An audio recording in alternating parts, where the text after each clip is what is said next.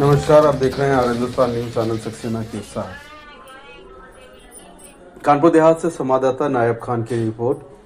कानपुर देहात पहुंचे अखिलेश यादव सपा सुप्रीमो व पूर्व मुख्यमंत्री निजी कार्यक्रम में शामिल हुए। मीडिया से बातचीत में सरकार पर जमकर बोला हमला। एलपीजी को बताया लापता गैस। सिलेंडरों में गैस कम निकलने का आरोप भी लगा। बेमौसम बारिश से किसानों के नुकसान पर बोले जल्द मुआवजा दे सरकार। विदेश नीति पर हमला, कहा भारत कमजोर और पाकिस्तान संबंध मजबूत कर रहा है। इजरायल ईरान युद्ध पर कहा भारत रोकता तो विश्व में बढ़ता कद। बंगाल चुनाव को लेकर कहा निष्पक्ष चुनाव हुआ तो दीदी ही जीतेंगी। यूपी में किडनी कांड को लेकर सरकार पर सीधा निशाना साधा गया। गांजा बरामदगी पर तंज, कहा कहीं इस पर वेब सीरीज न बन जाए। लखनऊ पोस्टर विवाद पर बोले अब जनता जान गई है कि धुरंधर कौन। चुनाव आयोग पर आरोप, कहा निष्पक्षता से जो जांच करने पर सवाल उठ रहे हैं। 2027 में विधानसभा चुनाव को लेकर दावा, सपा ही होगी धुरंधर जीत। मुख्यमंत्री पर तंज, कहा अपने ही सांसद का उड़ा रहे मजा। फिलहाल आप सुरक्षित रहिए, जुड़े रहिए आर हिंदुस्तान से। नमस्कार। ये कानपुर की केवल हवा से पोल खुली है। अगर आप लोग कैमरा सही चलाओ तो हर तरह की पोल खोल दोगे आप लोग।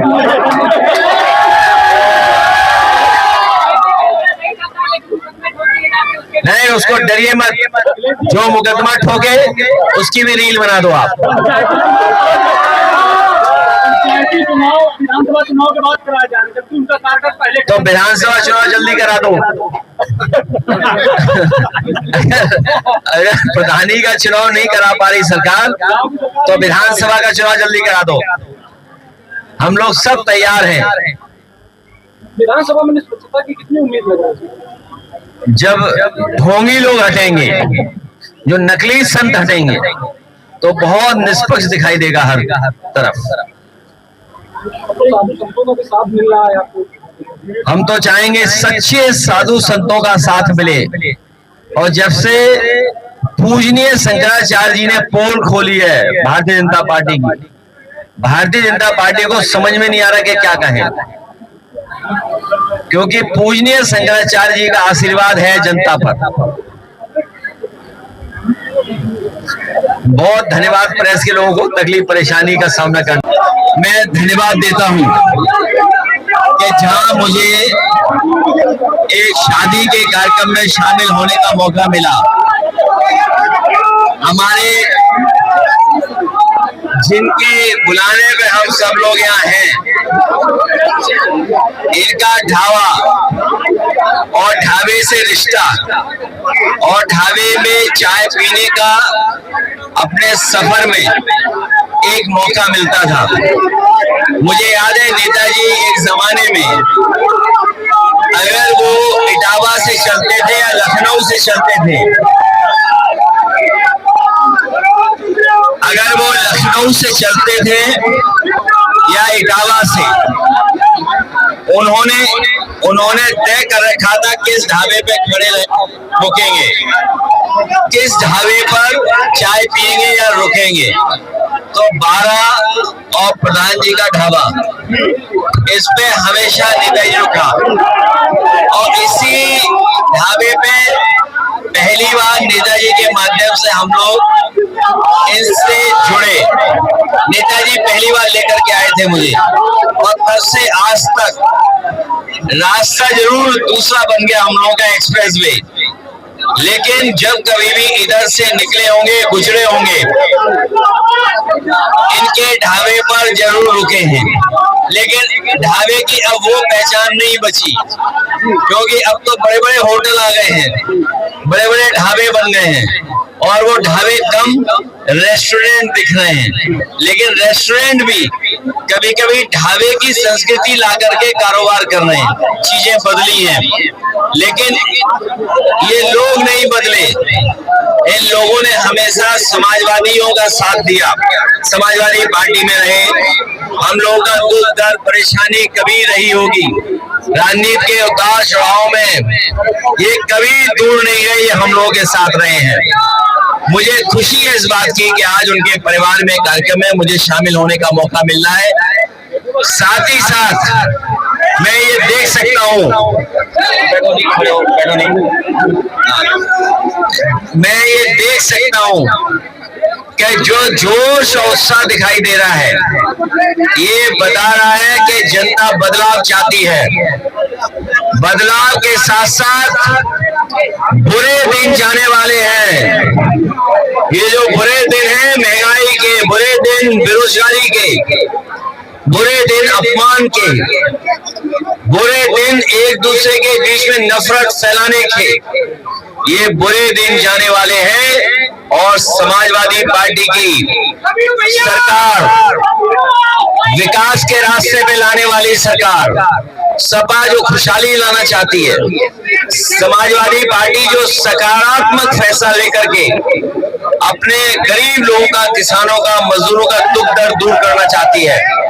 मैं भरोसा दिलाना चाहता हूं यहाँ की जनता को और आसपास के अपने लोगों को कि भविष्य में सरकार बनाएं और रोजगार, नौकरी के साथ साथ खुशहाली की तरफ ले जाने का काम हम लोग करेंगे।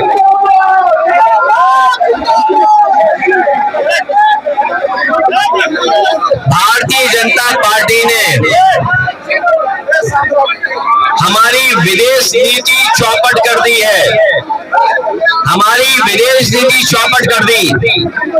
और एक बार को तो लग रहा था कि भारत विश्व गुरु होगा, लेकिन इधर देख रहे हैं कि पाकिस्तान अंतरराष्ट्रीय स्तर पर संबंधों को, अपनी फॉरेन पॉलिसी को मजबूत कर रहा है। भाई, भारत अपना विदेश नीति में कमजोर दिखाई दे रहा है, विदेश नीति में भारत कमजोर दिखाई दे रहा है। जो विश्व गुरु बनने का सपना था, वो भारत ने ये मौका चूक गए हैं। अगर ये युद्ध रोकने में भारत कामयाब हो जाता तो आज दुनिया में भारत का स्थान विश्व गुरु में माना जाता और रखा जाता। लेकिन आज हर चीज महंगी हो रही है। एलपीजी नहीं, ये लापता गैस है। और सिलेंडर को जब नापोगे, आप वजन लोगे तो कम निकलेगा। जैसे खाद की बोरी में चोरी, वैसे ही लाल वाले सिलेंडर में चोरी हो रही है। भ्रष्टाचार बढ़ा है, बेईमानी बढ़ी है, और किसानों की आय दोगुनी करने का वादा भी इनका वादा नहीं रहा, इन्होंने धोखा दिया है। लेकिन इस बार हम सब लोग मिलकर के भारतीय जनता पार्टी को सबक सिखाएंगे।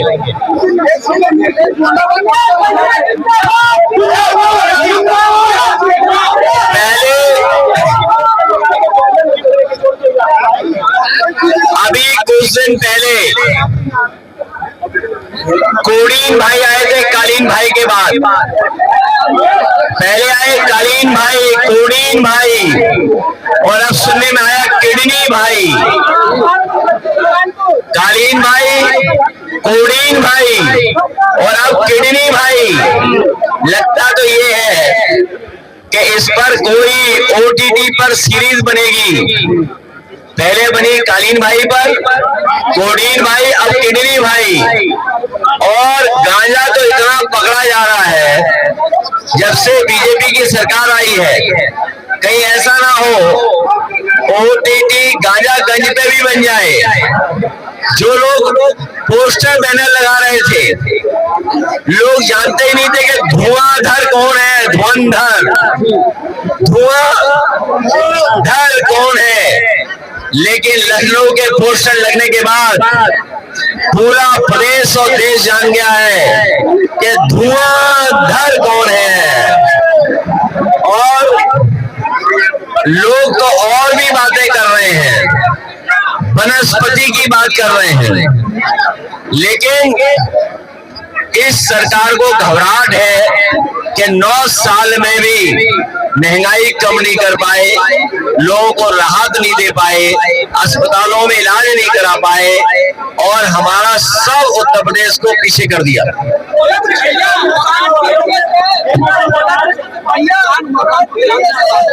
जो बारिश से नुकसान हुआ है, सरकार भरपाई करे, 100% किसानों को मुआवजा दे।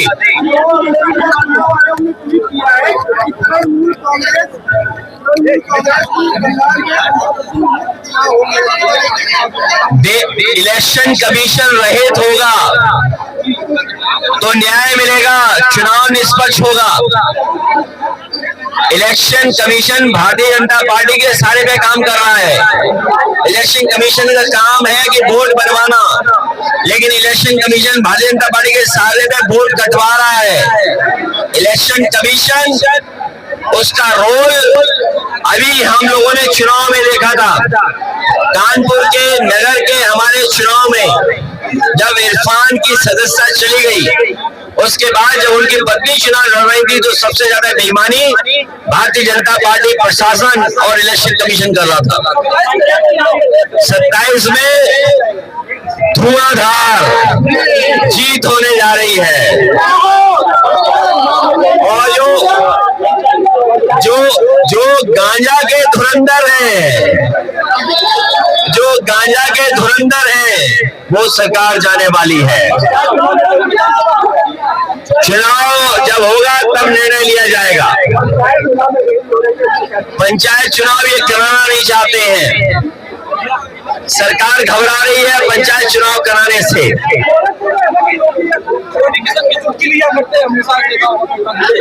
ये भारतीय जनता पार्टी है कि भारतीय जनता पार्टी का सर्कस है कि जो स्ट्रेस रिलीफ कह रहे हैं शायद। बताओ, मुख्यमंत्री जी अपने ही सांसद का मजाक उड़ा रहे हैं।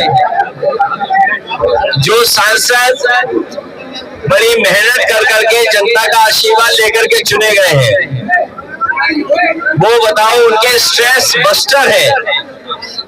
अभी तक तो हम लोग सुन रहे थे कि स्ट्रेस किसी और चीज से हटाते हैं, किसी वनस्पति से स्ट्रेस हटाते हैं, लेकिन अब तो पता लगा है कि उनके सांसद ही स्ट्रेस उनकी दूर करते हैं। इससे ज्यादा दुखद बात क्या और हो सकती है। पश्चिम बंगाल में दीदी ही जीतेंगी, दीदी ही दीदी है हर तरफ।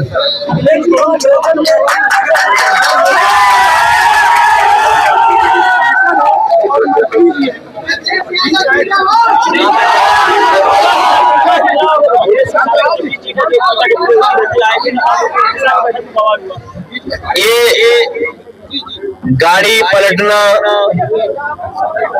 माँ बेटी के बुलडोजर की वजह से आग में जान जाना, सांसद मंत्री विधायक का झगड़ा, पुलिस को लेकर के बवाल, ये कानपुर को नहीं उत्तर प्रदेश को बदनाम कर रहे हैं। उत्तर प्रदेश नहीं, कानपुर को बदनाम कर रहे हैं, कानपुर देहात को, कानपुर नगर को बदनाम कर रहे हैं ये लोग। लेकिन जनता देख रही है कि जनता के लिए काम नहीं कर रहे हैं, जनता को न्याय नहीं दे रहे हैं, जनता को भ्रष्टाचार में धकेल दिया, एम्बुलेंस बंद कर दी, कहीं गरीब जनता को इलाज नहीं मिल रहा, न दवाई न कुछ। इसलिए जनता इनको सबक सिखाएगी इस बार। ये सब मंत्री हट जाएंगे, सरकार हट जाएगी। शिक्षा मित्रों को 22,000 रुपए का घाटा हुआ है। कभी 40,000 रुपए हम लोग देते थे मानदेय, और भविष्य में उनका सम्मान और बढ़ा देते सरकारी रूप में, लेकिन बीजेपी के लोगों ने धोखा दिया उन्हें। मंत्री के पति जो पटवा सजा यहाँ पे उत्तर प्रदेश सरकार के, उनके पति कह रहे हैं ऑन कैमरा वहाँ पर मंत्री जी के साथ में पब्लिक मरने को। इस बार महान जनता लोकतंत्र में वोट दे करके इनको सबक सिखाएगी जो जनता का अपमान कर रहे हैं। जनता का अपमान, और जनता कभी अपने अपमान को स्वीकार नहीं कर सकती है। उसमें भी बड़ा धोखा हुआ है। पीडीए के लोग सब मिलकर के उनको न्याय हक दिलवाएंगे।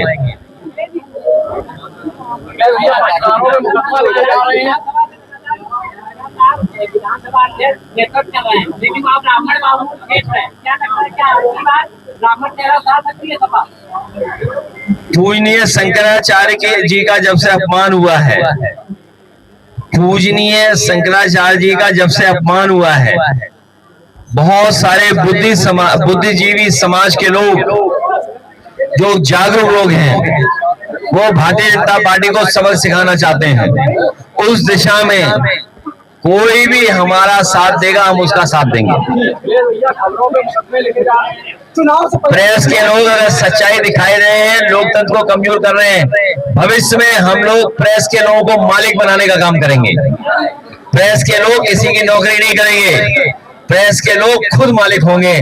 ऐसी व्यवस्था लाने का काम हम लोग करेंगे।